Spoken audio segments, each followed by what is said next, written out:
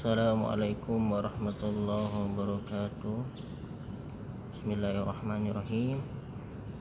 Yang kami hormati selaku dosen pembimbing mata kuliah Politik Hukum Islam di Indonesia, Bapak Ali Mansur, dan teman-teman sekalian, pada kesempatan kali ini saya akan mereview tema makalah yang berjudul Asas-asas Hukum Islam. Asas hukum Islam yang bersifat umum terdapat dalam semua bidang hukum Islam ada 3 macam. Yang pertama yaitu asas keadilan.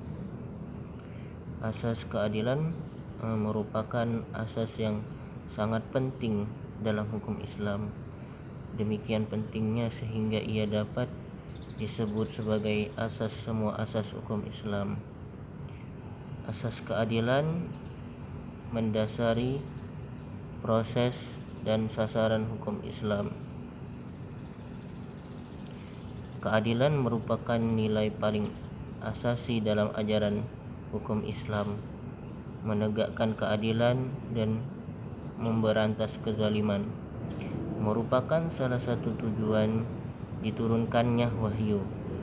Keadilan diletakkan sederajat dengan kebajikan dan ketakwaan. Keadilan dalam hukum Islam bukan mendasarkan semata-mata pada prinsip-prinsip yang dikembangkan oleh manusia. Nilai-nilai keadilan bersumber dari prinsip-prinsip yang sangat kuat dan hakiki, yaitu berasal dari Allah Subhanahu wa taala. Keadilan dalam hukum Islam bersumber pada Allah Subhanahu wa taala. Karena itu adalah sifatnya dan dilakukan kepada sesama manusia.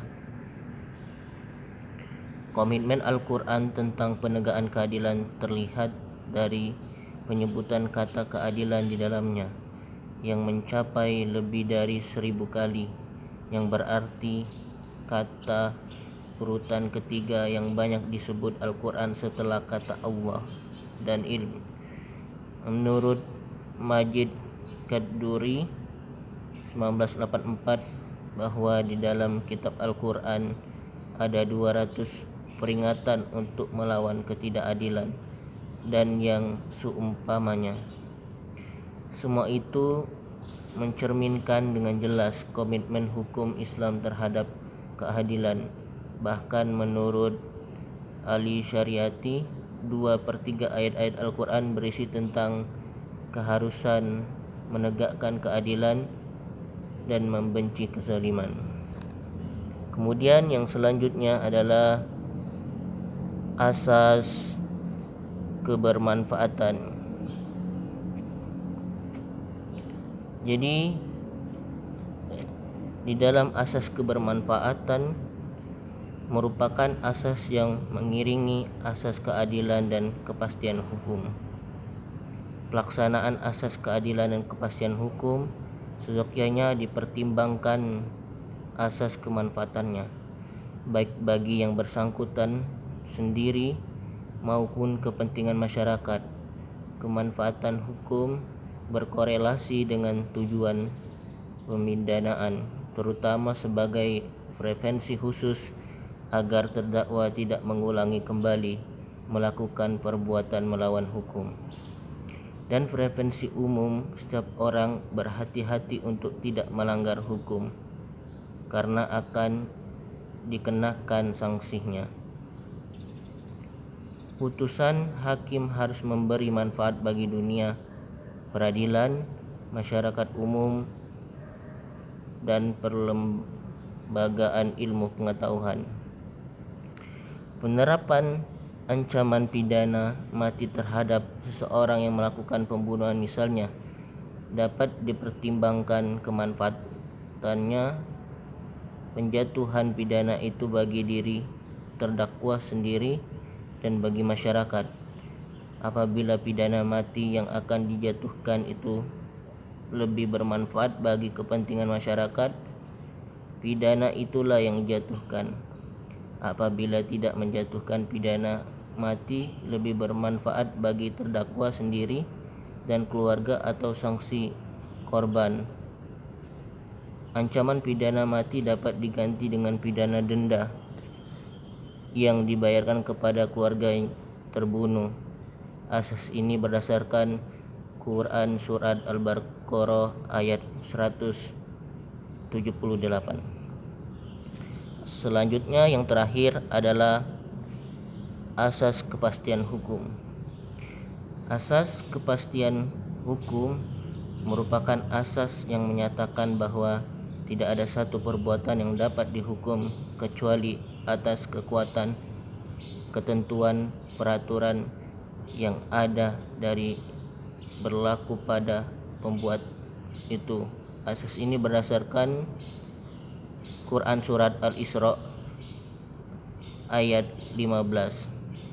Barang siapa yang berbuat sesuai dengan hidayah Allah Subhanahu wa taala, maka sesungguhnya dia berbuat itu untuk kemaslahatan dirinya sendiri, dan barang siapa yang sesat, maka sesungguhnya dia tersesat bagi kerugian dirinya sendiri. Dan seorang yang berdosa tidak dapat memikul dosa orang lain. Dari kami tidak akan mengazab sebelum kami mengutus seorang rasul. Kepastian hukum hanya dapat dijelaskan secara normatif. Hukum sosiologi secara normatif, kepastian adalah ketika suatu peraturan dibuat dan diundangkan secara pasti karena mengatur secara jelas dan logis. Jelas dalam artian tidak menimbulkan keraguan-raguan, multitafsir, dan logis dalam artian menjadi sesuatu sistem norma dengan norma lain sehingga tidak berbenturan atau menimbulkan konflik norma.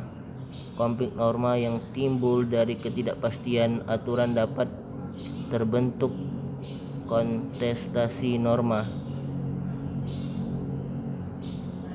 reduksi norma, atau distorsi norma. Kepastian hukum menunjukkan kepada pemberlakuan hukum yang jelas, tetap, konsisten, dan konsekuen, yang pelaksanaan tidak dapat dipengaruhi oleh keadaan-keadaan yang sifatnya subjektif. Demikianlah sedikit penjelasan dari saya terkait asas-asas hukum Islam dalam UTS ujian tengah semester mata kuliah politik hukum Islam di Indonesia. Terima kasih. Assalamualaikum warahmatullahi wabarakatuh.